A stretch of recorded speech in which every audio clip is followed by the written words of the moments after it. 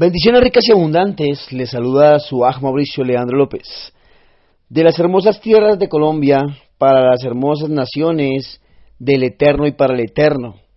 Bendito sea nuestro Abacadosh por poder contactarnos con la mayoría de familias en este precioso día de Shabbat, deseándoles a cada uno un hermoso día de Yom Shabbat, de ese hermoso Shabbat Shalom que conocemos como reposo y descanso, paz y descanso. ¡Qué bendición! En donde nos acercamos cada vez más al Eterno por medio de la Ejat y el amor, por medio de la radiofrecuencia de Radio Shalom, la estación con el Ruach. Saludando también al cuerpo de Morín de estas preciosas Quejiladas de Yehoshua, desde las asambleas Alfa y Omega, desde California. Gracias a nuestros amados mentores, nuestro amado Morearon y nuestra amada Araceli por su arduo trabajo para con esta conexión especial y celeste en estos últimos tiempos. Bendito sea el Eterno. Estudiando la bendita Torah, cada uno de nosotros unidos, por medio de la estación con el Ruach, Radio Shalom, y también por medio de las redes de YouTube, Facebook y Telegram.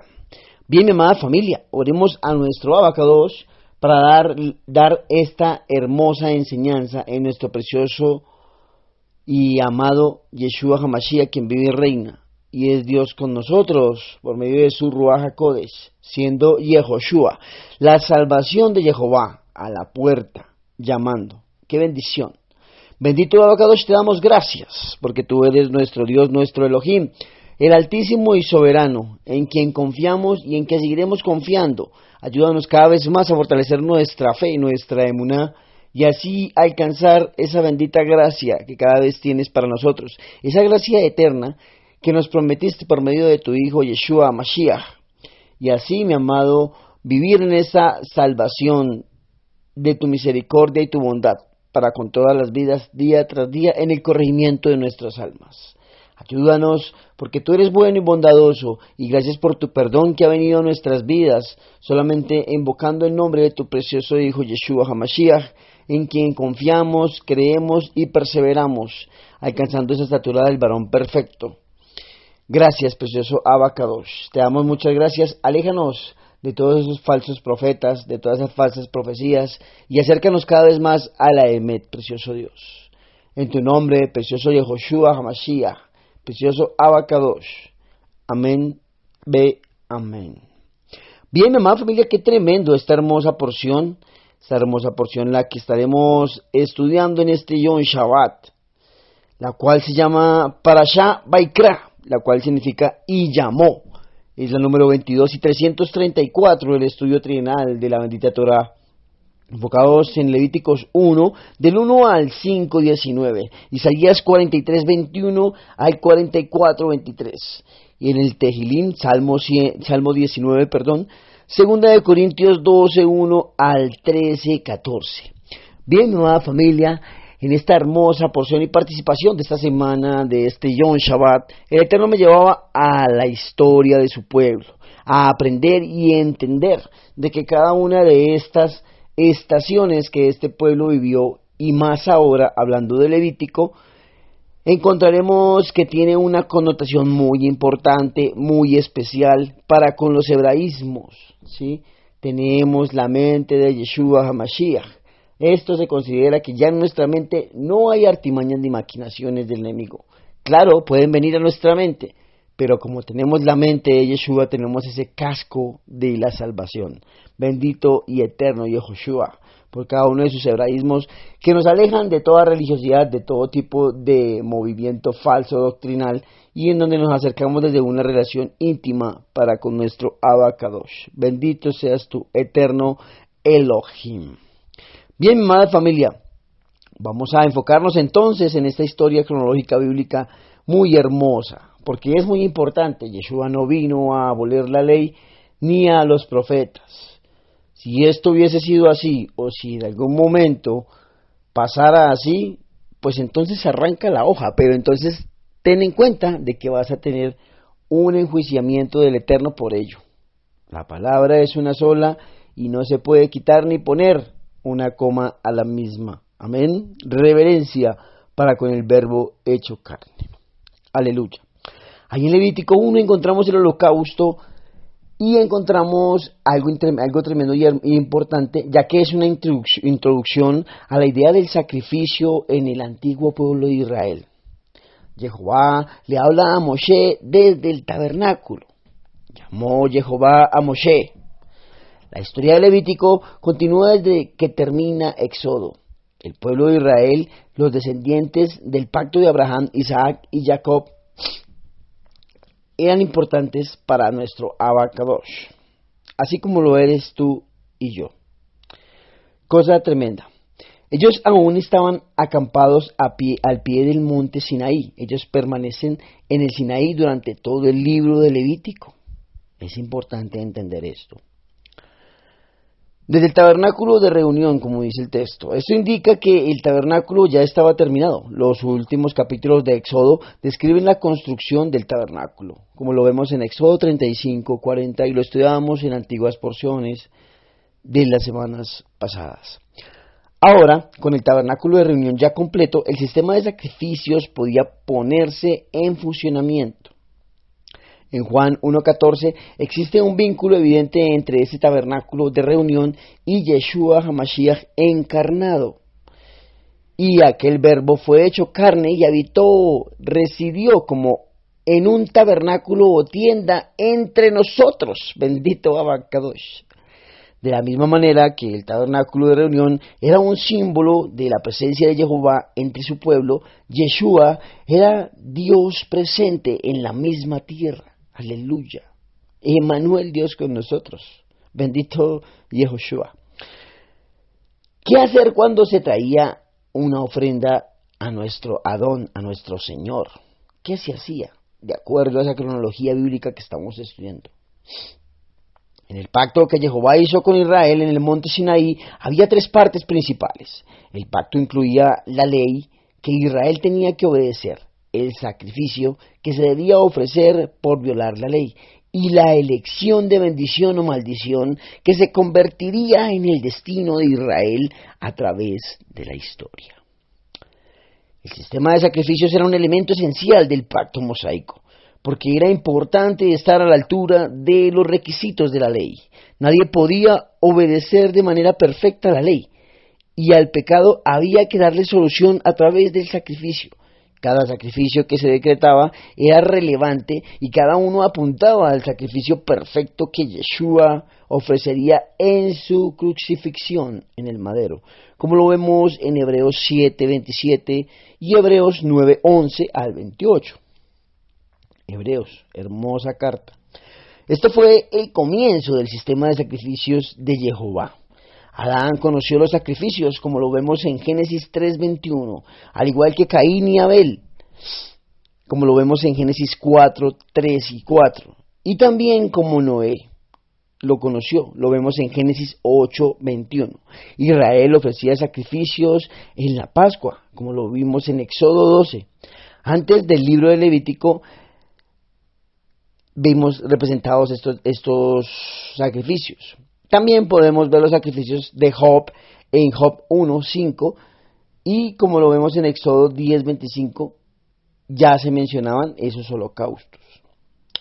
La idea del sacrificio a los dioses no era exclusiva de Israel. Otras naciones y culturas practicaban los sacrificios que a menudo incluían esencialmente los sacrificios humanos.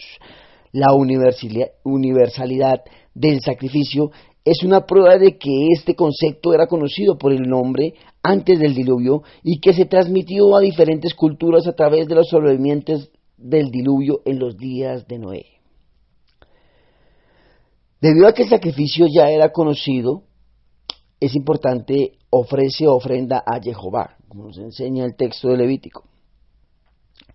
Como ya era conocido por Israel, estas instrucciones para los sacerdotes no eran particularmente nuevas. En su mayoría eran una aclaración de un fundamento que ya Israel conocía a través de las tradiciones de sus padres.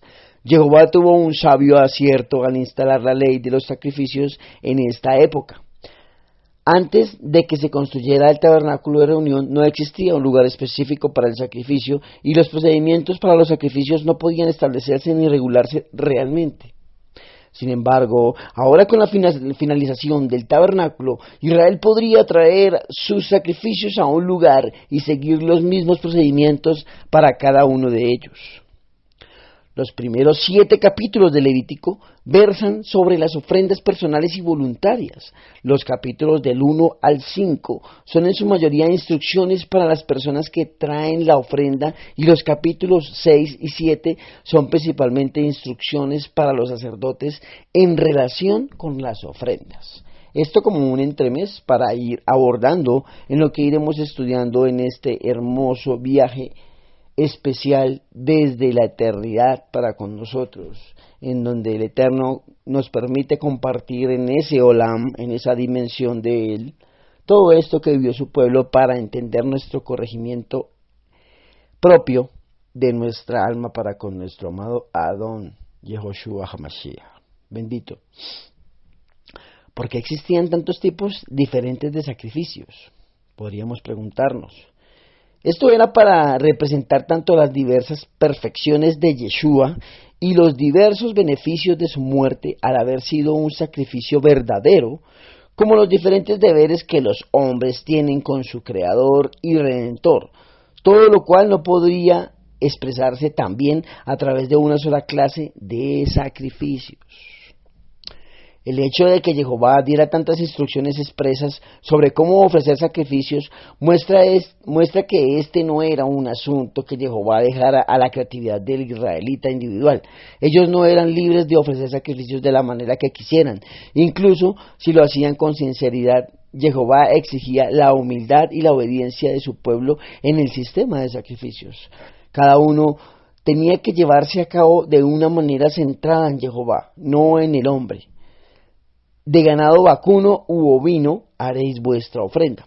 Esto significa que un adorador israelita no podría ofrecer un animal salvaje o no domesticado, solo podría traer ganado domesticado, vacuno u ovino. Cada animal formaba parte del inventario de animales del israelita para obtener la tela, la leche y todos sus productos, e incluso la carne. Entregar a Jehová el ganado vacuno u ovino significaba que el sacrificio costaba algo tremendo. En Números y Ezequiel, así como en Levítico, la palabra hebrea para ofrenda es un término muy general usado para designar toda cosa dada como sacrificio a Jehová. En Nehemías 10:35 y 13:31 se usa incluso para las ofrendas no sacrificiales hechas a Jehová.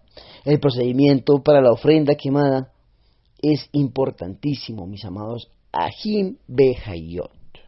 Cuidado con los elementos. Ya vamos hablando de animales domesticados que valían y que costaban algo, y también algo que es quemado.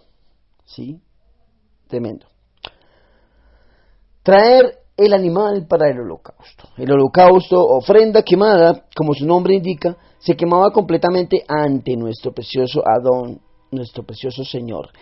Era un sacrificio total. El holocausto era una ofrenda general con la intención de redimir a uno con Dios a través de la expiación del pecado.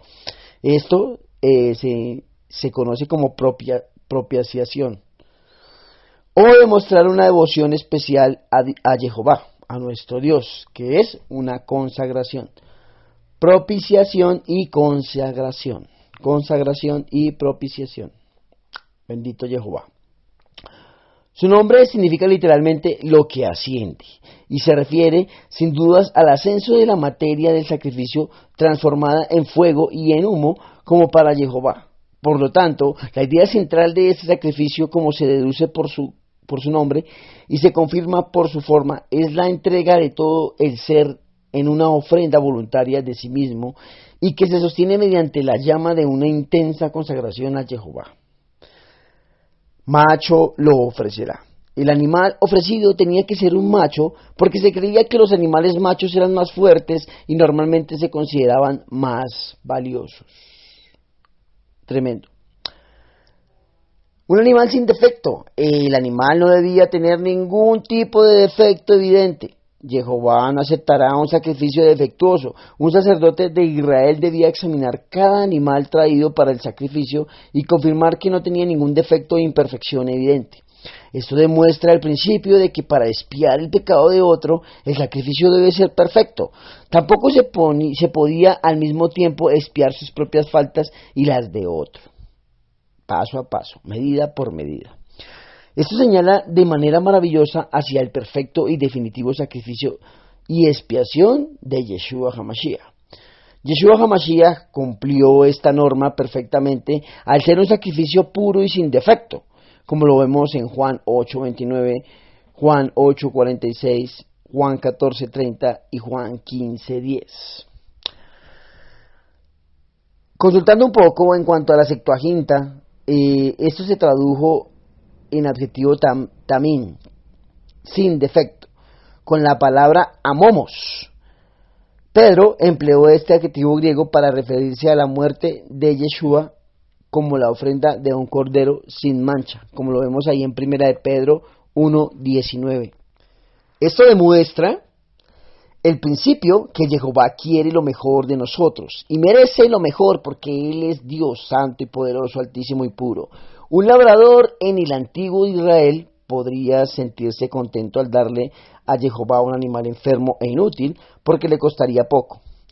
Existen muchas anécdotas e historias divertidas que estudiaba y miraba y leía que ilustran esta tendencia de dar a Jehová cosas menores. Entre ellas se menciona la historia del labrador cuya vaca dio a luz gemelos y juró que le daría uno de los terneros a Jehová. Él no decidía cuál ternero dar a Jehová hasta que un día uno de ellos murió. Entonces le dijo a su esposa, ¿adivina qué? Ella le contestó, ¿qué? El ternero de Jehová murió hoy. Qué tremendo, ¿no? Esta no debe ser nuestra actitud, pues aunque lo mejor de nosotros es pobre, lo que le damos debe ser lo mejor que tenemos a nuestro precioso Adón y Padre Abba. Lo primero que se aborda en este capítulo es la ofrenda quemada, lo que sugiere la necesidad de una dedicación personal a Jehová. Aquellos que son admitidos en el lugar de adoración son los que han fallado completamente en rendir su vida a Jehová de manera perfecta. Por lo tanto, la ofrenda que traen debe ser sacrificada y quemada. Muchos pensarían que esto es para la orden mosaica y para el pueblo de Israel. Y entonces se dejarían tergiversar su mente por el enemigo, creyendo solamente en algo que se cree como salvo solo por gracia. Y no es eso, porque es importante vivir ese sacrificio de nuestra vida, que nos duela, que nos aflija el haber fallado a Jehová, y asimismo entregar en corrección de nuestra alma en decisión. Esto en este tiempo. Ahora sabemos de que se sacrificaba un animal. Cuando vamos al Eterno en nuestro lugar secreto o en el lugar donde tú te congregues físicamente y vas a ofrecer a Él algo, ofrece el animal que tienes dentro. Recordemos que un animal que no tiene cabeza es como una bestia. Muchas veces se sale nuestra parte animal y no somos agradables a los ojos de nuestro precioso Elohim, que es tan bueno. Es una reflexión personal, mis amados, Ahim Behayot. Bien, Israel no siempre estuvo a la altura de este precepto, y mucho más tarde el profeta Malaquías reprendió a Israel para ofrecer a Jehová sacrificios inferiores. Así los reprendió Malaquías. Y cuando ofrecéis el animal ciego para el sacrificio, no es malo. Asimismo, cuando ofrecéis el cojo o el enfermo, no es malo. Preséntalo pues a tu príncipe. ¿Acaso se agradará de ti o le serás acepto? Esto lo vemos en Malaquías 1:8. De su voluntad lo ofrecerá. Jehová no quería una ofrenda forzada en el holocausto. Cada animal debía ser ofrecido libremente. Esto ilustra el principio de que Jehová quiere que le demos nuestros corazones libremente. Los sacrificios no se hacían en la casa de cada israelita o en los lugares que ellos posteriormente denominaron los lugares altos. Jehová tenía un lugar y un orden designado para el sacrificio. Algunos piensan que el holocausto era la ofrenda más común en el antiguo Israel y por eso se pone en primer lugar. La transferencia de la culpa pondrá su mano sobre la cabeza del holocausto. Esto es muy importante, que vemos en el primer capítulo en el versículo 4. Esta era una clara imagen de una identificación con el animal que iba a ser la víctima del sacrificio a través de este símbolo. El culpable transfería su culpa a la víctima del sacrificio, la que moriría y se consumiría completamente por el pecado del que traía la ofrenda. ¿Sí? Era la transferencia del pecado hacia este animal.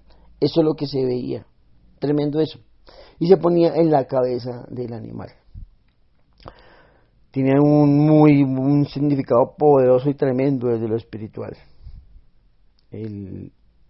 La virtud de tocar a alguien y de imponer sus manos en la cabeza es una cosa tremenda. Es delicado, pero también es muy hermoso cuando hay una transferencia Kadosh y un mover netamente espiritual. Bien, no era suficiente que la víctima simplemente muriera. El que recibía la expiación tenía que identificarse activamente con el sacrificio de la misma manera. No resulta suficiente saber que Yeshua murió por los pecados del mundo. El que recibe la expiación de Yeshua debe acercarse e identificarse con él. Eso es lo que debemos hacer. Este acto de poner las manos sobre la cabeza, en efecto, no expresaba el oferente con ese acto. Este soy yo, era lo que significaba prácticamente. Este animal morirá como yo debería morir, subirá como olor grato a Jehová, como mi ser debería hacerlo. Por medio de este gesto, la persona que ofrece el sacrificio se identifica a sí misma con quien ofrece el animal y en cierto sentido se ofrece a Jehová a través del animal del sacrificio. El uso de la forma verbal samak, que significa pondrá, sugiere que el acto de poner las manos implicaba el ejercicio de alguna presión y que tal vez debería traducirse como apoyarse en, ¿sí? Y recordemos que todo lo podemos en Yeshua HaMashiach, que nos fortalece, autor y consumador de la emuná, y el cual nos acerca al Eterno. Y consumado es, aleluya. En Levítico 16:21, en el ritual del día de expiación, poner las manos sobre una ofrenda se asociaba con la confesión de los pecados y debemos asumir que la confesión acompañaba al acto de poner las manos, puesto que el adorador identificaba su propósito al traer una ofrenda.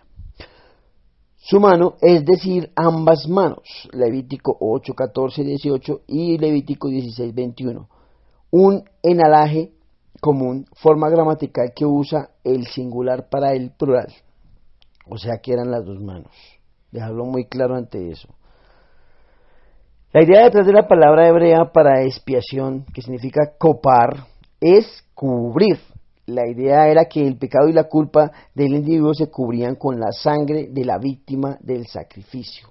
Levítico es un libro sobre la expiación. La palabra kiper, hacer expiación, se utiliza casi 50 veces en Levítico y se emplea unas 50 veces más en el resto de la Tanaj. Importantísimo. Sin embargo, existe una diferencia entre la idea de expiación de la Tanaj y del Brit Hadashah, Antiguo Pacto y Nuevo Pacto. El pecado se cubre hasta que la redención es completada por Yeshua en el madero, en el Brit Hadashah. El pecado es eliminado y una verdadera expiación instantánea se logra mediante el sacrificio de Yeshua.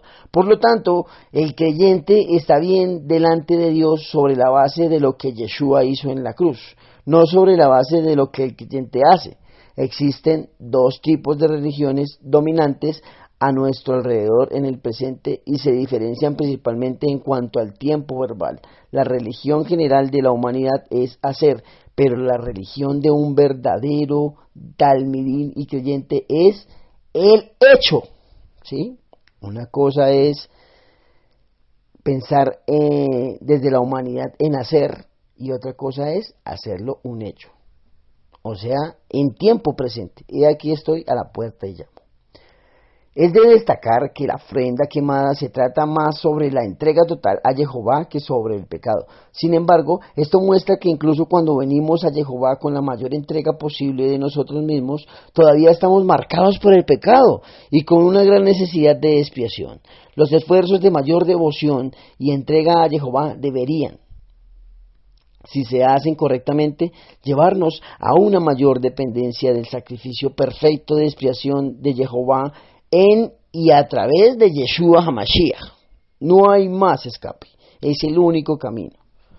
Nuestro único derecho a ofrecer algo a Jehová en cualquier forma es creado por la única ofrenda a través de la cual debemos ser santificados. Cada ofrenda no es más que un símbolo de esta única ofrenda por amor.